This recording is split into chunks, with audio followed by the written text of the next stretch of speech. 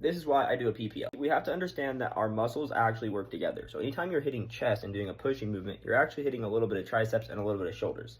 And there's things we can do to bias that towards shoulders or towards triceps or towards chest, but you're getting stimulus on all three. The same thing is going to go for your back muscles and your biceps. Anytime you're hitting lats and you're doing a row or a pull down movement, you're also hitting biceps a little bit. And so it's always made the most sense to me to combine those. So if you're hitting chest and you're getting stimulus on your shoulders and your triceps, to add extra tricep movements and shoulder movements. Because if you have, say, chest one day and then arms the next day, your triceps aren't going to be fully recovered because they were getting some fatigue and some work on them the day before. And I've heard people before say that that's not a hybrid split, that that's a bodybuilding split. And that is more of a traditional bodybuilding split.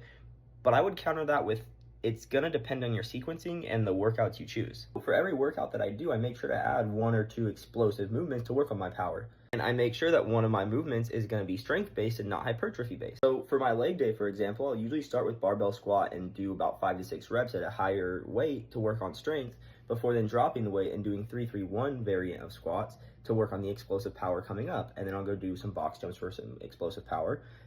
And then I'll do leg press for hypertrophy and then kind of fill in from there. The great thing about PPL is there's 3 days in there and there's obviously 7 days in a week. So you could do that twice and still get a full rest day.